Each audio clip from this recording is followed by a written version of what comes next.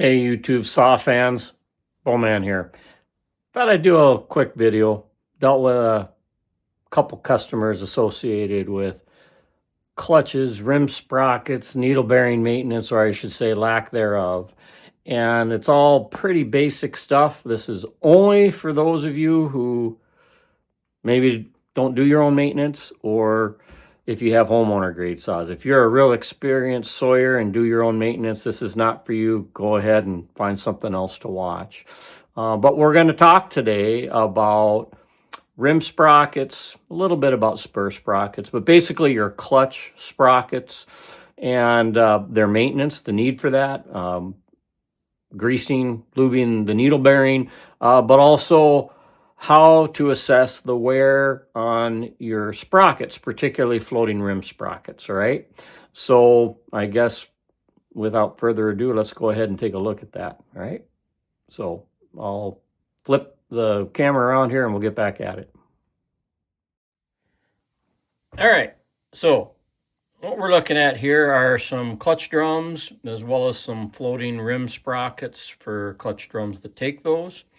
And it's kind of a big deal to properly maintain your bar and your chain and your sprockets.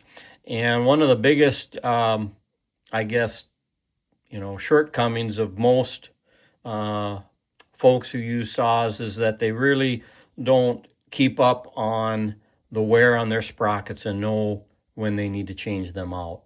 There's conventional wisdom as well as statements in a lot of owners' manuals that, well, replace the sprockets after every 2 chains.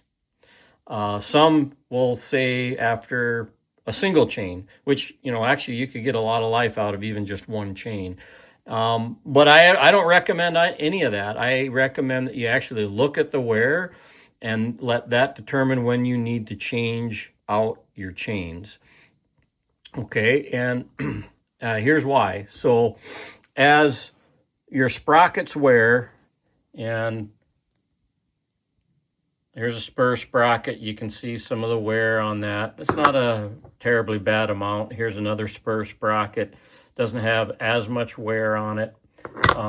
Here's obviously a floating rim clutch drum. And as your chains wear, and maybe a good example is showing a rim sprocket here. You can see the wear into the sprocket. As your chains wear and as the sprockets wear, your chains are going to stretch. And if you have an overly worn sprocket, either rim sprocket or spur sprockets, your chain's going to stretch with that, and you're also going to start seeing additional wear on the tang, or I guess the drive link of the chain as well. That's all going to affect how things tension, how things run, wear on the bar, all kinds of stuff. And eventually you may have to change, if you're not paying attention to your sprockets, you may have to junk out a chain because you've got too much wear on the drive link. Could result in throwing things. If you get, so there are just a number of reasons why you need to pay attention to that wear. Maybe you don't change out the drum or the rim sprocket or the spur sprocket on a spur sprocket drum, and you just throw a new chain on there. Well, guess what? When you do that, you all probably know, maybe you don't, but when you put on a new chain the very first time you run it, literally within seconds, it's immediately stretching. And so you need to understand that, especially relative to tensioning and so forth, so that you're not over tensioning. But the point is that the chains stretch very quickly. Well, if you throw a new chain, or a chain that maybe isn't new but not very worn, and you throw it on an old sprocket, a worn rim sprocket or a worn spur sprocket drum, guess what? You're immediately stretching that chain and wearing it even more. So again, lots of reasons why you need to keep up with this maintenance. So when do you change them out? Well, on a spur or on a rim sprocket like this, there's no wear indicators whatsoever on it, okay? And here's how it would come new. So there's no wear indicators on it, so you need to know what the proper depth is. And these rim sprockets are softer on the interior and harder on the exterior. And if you wear it too deeply, then it will wear excessively fast, and also stretching your chain to the point where I've seen some of these drums that take floating rim sprockets where they're far more scored or worn in here, almost to the point of getting down into the needle bearing. You shouldn't have any wear at all on that. None whatsoever should be on that, and you should be able to get a ton of life out of these drums unless it wears here and gets too thin. These things should generally last practically forever, all right? But as these things start to wear and stretch your chain, what happens is that tang or that drive link can actually daylight through these sprockets, right? Let me show you. So on this particular sprocket, there's no hole in it, but it could still punch all the way down in there, start to wear on the tooth, and then also end up punching out and daylighting onto the drum here. Others have a hole in there, right? So it may not wear initially on the bottom of the drive link, but it'll eventually, if you don't pay attention, it'll daylight and start kissing your drum, and then you have issues in possibly replacing these drums. These aren't cheap. Rim sprockets are inexpensive and they can be constantly changed out. These aren't cheap. There's no need to replace them. Pay attention to your maintenance. So with something like this, you don't have a wear indicator. So unless you're paying attention to what's going on with your chain, when do you change them out? Especially if you can't go by the every 2 chains kind of rule of thumb. Well, you got to look at the depth. And the depth on the wear here, basically you're looking at if it exceeds 1 millimeter or it reaches 1 millimeter, it's time to chuck these rim sprockets and put a new one on. I don't care what condition your chain is in. Even if it's in relatively good shape, it has a lot of life left in it, then you can keep running it, but definitely get yourself a new rim sprocket. All right, so this happened to be a small spline 3/8 by 7 tooth. It's a Power Mate made by Oregon. They used to make and still do a lot of the rim sprockets for Stills and Husqvarna. This one is an aftermarket Raceman that I have for a small spline. I think one of them's from a 136, one of them's from a 257, both Huskies.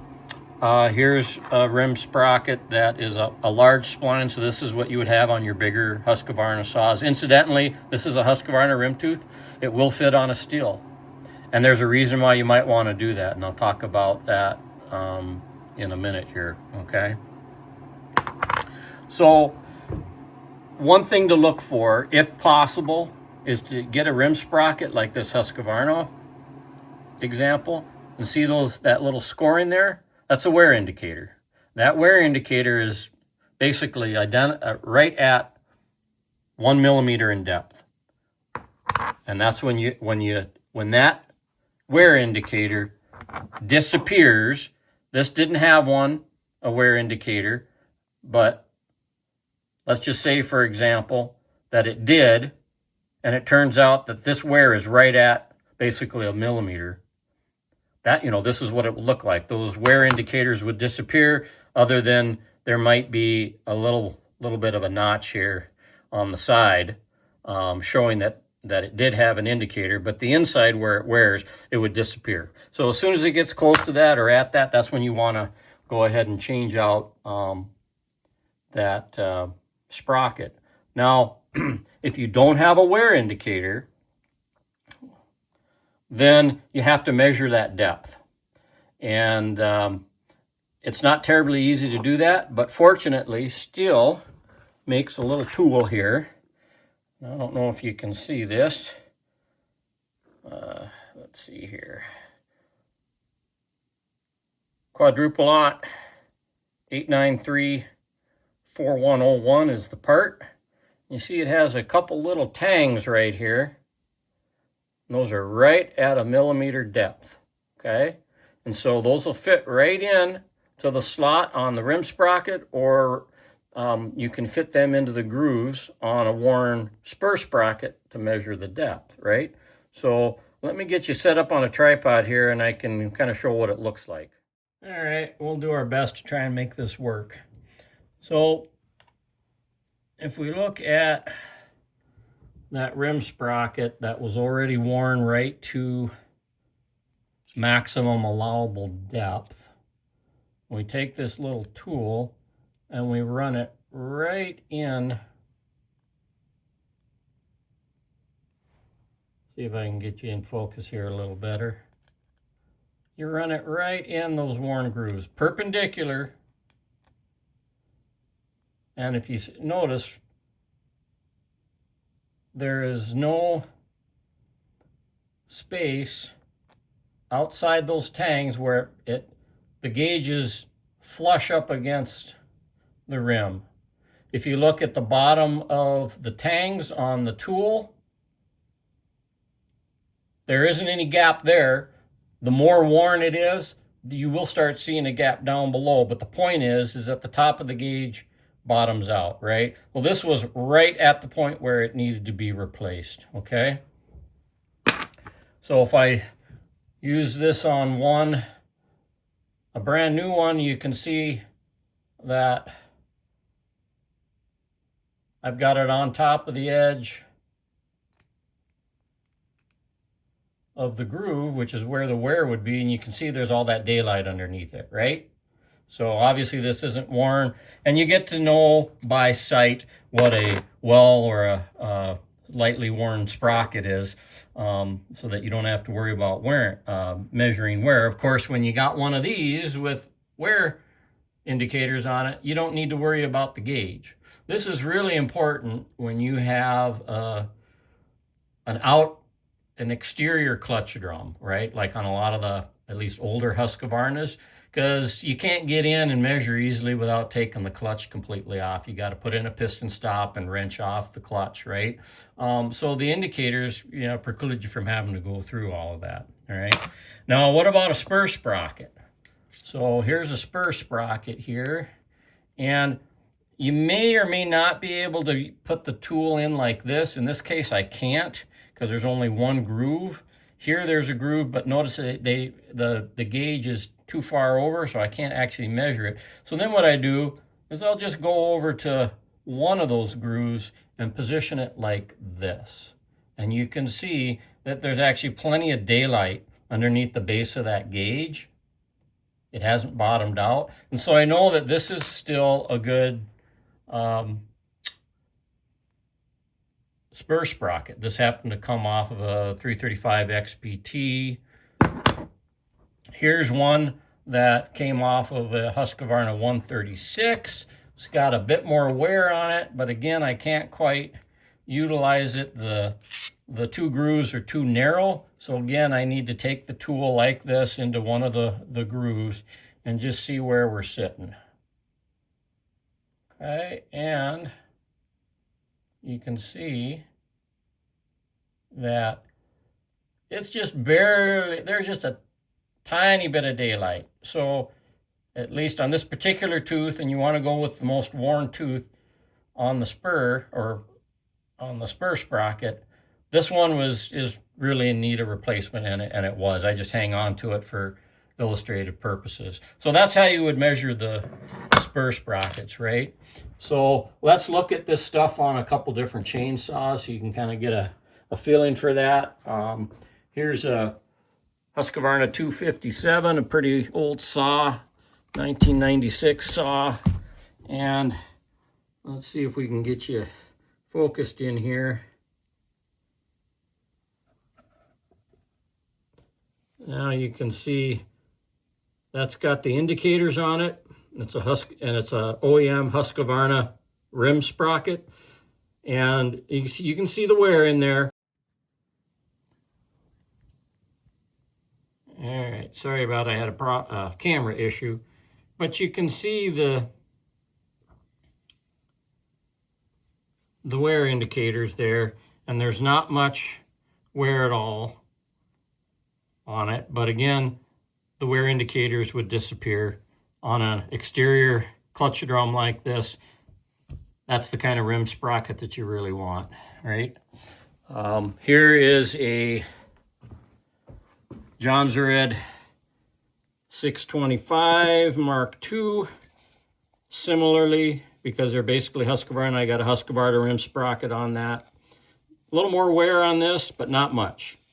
Okay, we're doing good. So you can get an idea what light wear versus heavier wear might look like. And then, of course, a lot of your saws, pretty much, not all, but most of the newer Husqvarnas, as well as the vast majority of the Stills, are going to have this internal clutch. And that's really, really nice when you want to measure your wear on these, because you can bring the gauge right like that and utilize it. And it's not getting good light here to show you, but there's some space underneath there. Quite a bit, actually. So I'm good to go. But again, even better would be a rim sprocket with an indicator on it.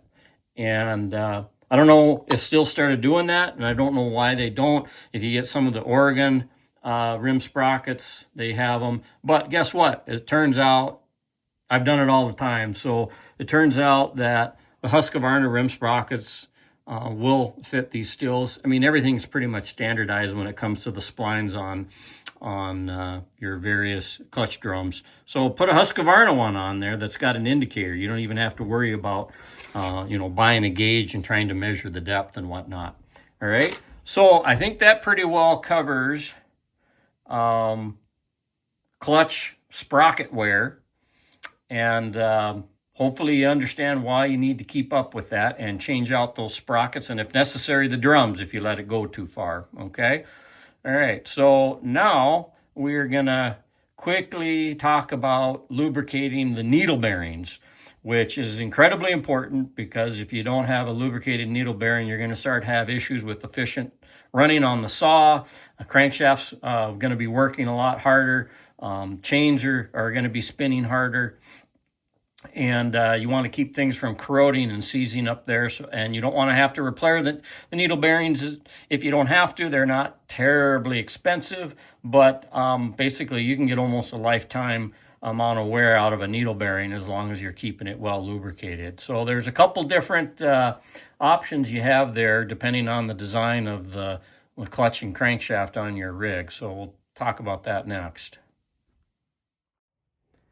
All right, so let's talk about needle bearings. We're going to start out by servicing the needle bearing on this. I think it's a 2020 or 2021 Stihl 362 M-tronic saw. Okay, these types of designs with the interior mounted clutch are super easy to maintain. There's actually another design that would probably make them easier yet, but Stihl has yet, to my knowledge, used some of the Husqvarna designs for getting grease into the needle bearing. So with a design like this, on some of the Husqvarnas, like say a 372X torque, for example, they're going to be designed almost identical to this. And the only way you can get grease into that internal bearing, and you got to do that weekly.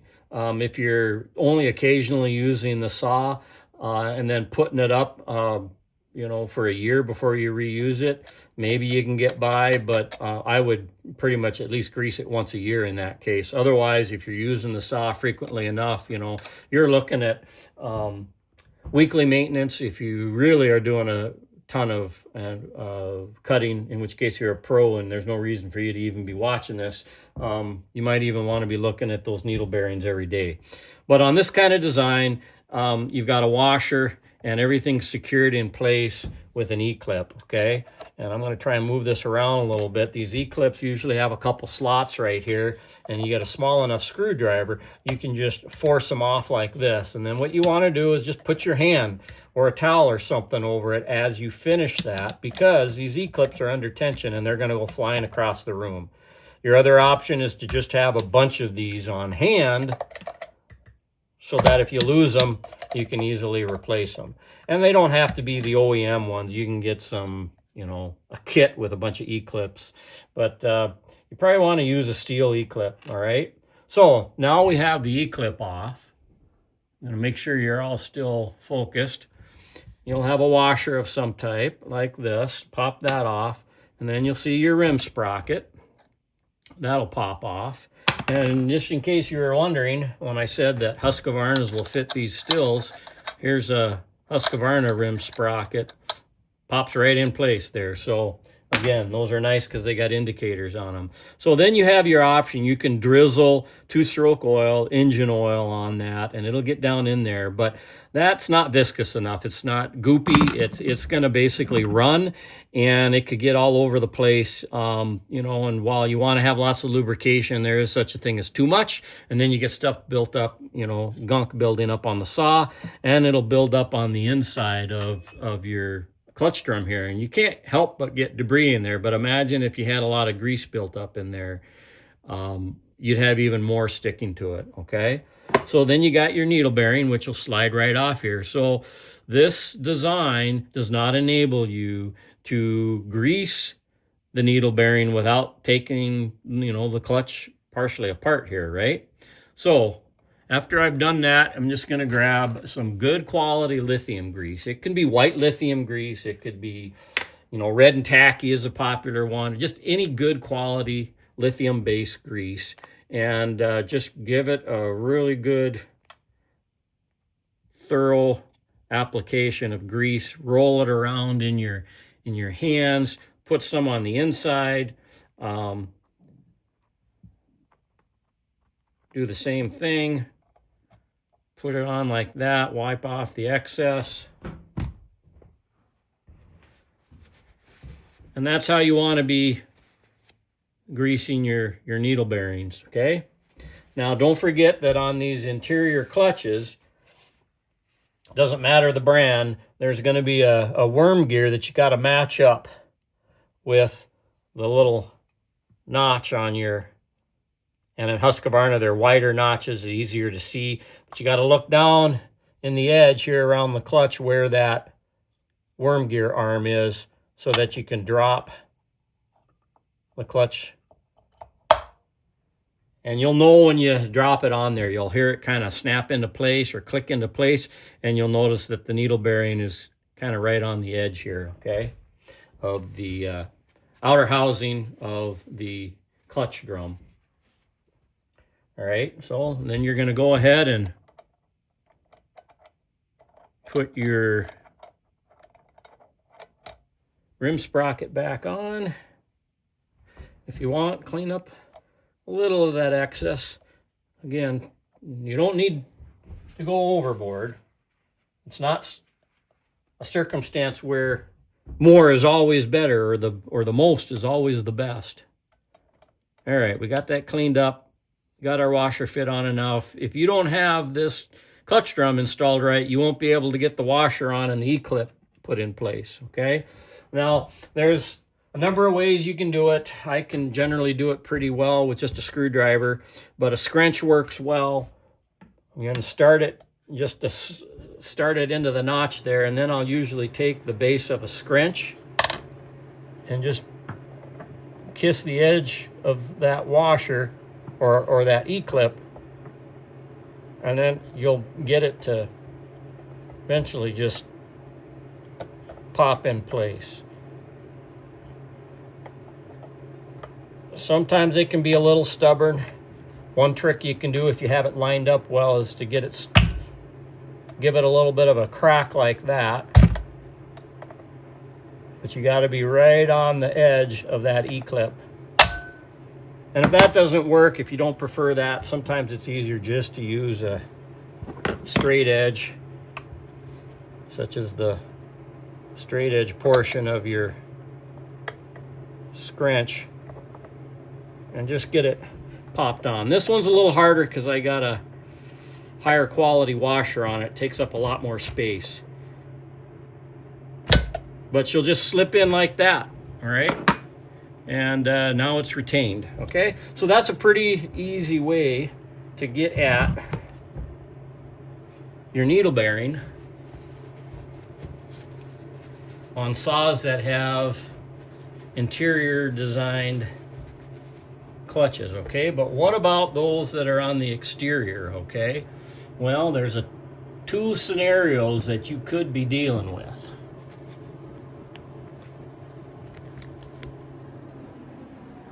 I'll show you the better design, which you usually have on a high proportion of the pro grade or really high quality homeowner saws. And that is, so here's your exterior clutch, right? And on a lot of these Husqvarnas, they actually have a grease hole right there. And if you look closely, you might be able to tell I've already greased that. And let's go back to the still. So a lot of homeowner saws, real small saws, and then almost all still. Notice how I can't press that all in there. It doesn't even go in much more than 1/8 of an inch, because that's a solid crankshaft. On the Husqvarnas, you got a hole that goes in about, better part of a 1/2 inch. And guess what? That's a grease hole. And so all you have to do is take a little grease gun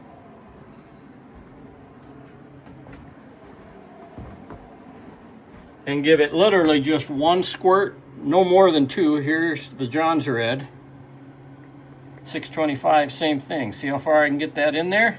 See all that grease I have in there?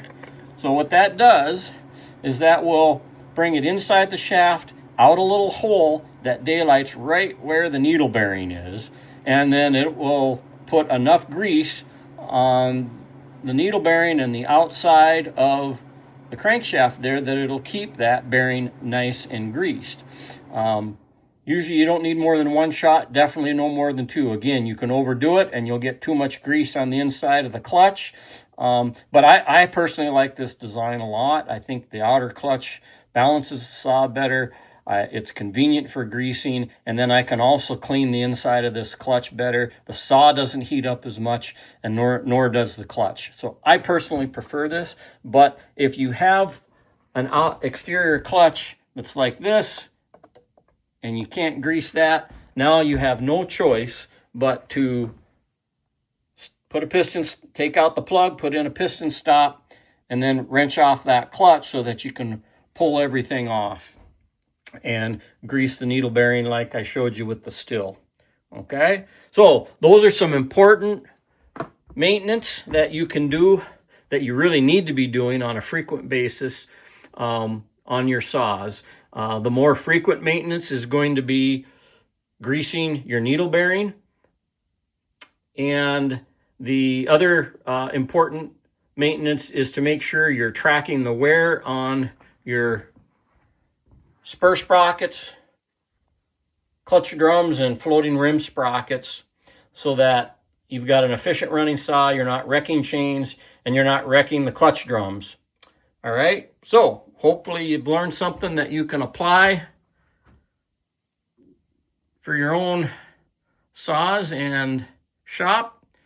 And until next time, Bowman out.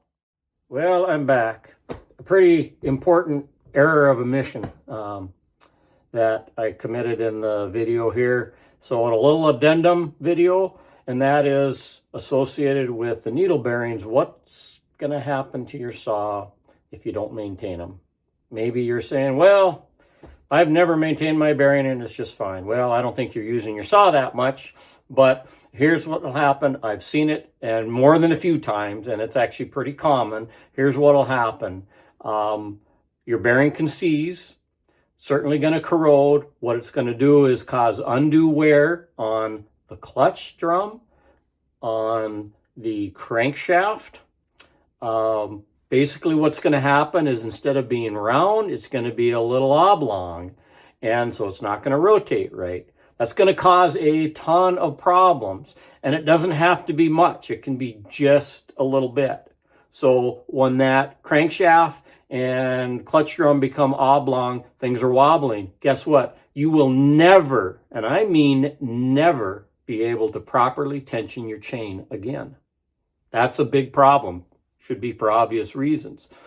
Also, because it's oblong and it's not rotating true and correctly, it's going to blow up at some point, blow up or leak past an air leak past your oil seals. And when that happens, guess what? You're going to blow the saw up as well, okay? And that's not it. You might still try and run it with the air leak and with things under those conditions, all those aforementioned conditions, but eventually that's then also going to lead to a crank bearing failure and or rod bearing damage and all kinds of cylinder and piston damage. So pay attention to those little bearings. They're not expensive, and it's a nuisance to have to maintain. But if you don't maintain it, guess what? You're going to completely rebuild a saw. And most people are not going to spend that kind of money or learn how to do it themselves. So you're out buying a brand new saw. And there's no need for that. These saws can last a lifetime with routine maintenance. Okay. So needle bearings, make sure you maintain them. All right. That's all I got. Hope you learned something. Bowman out.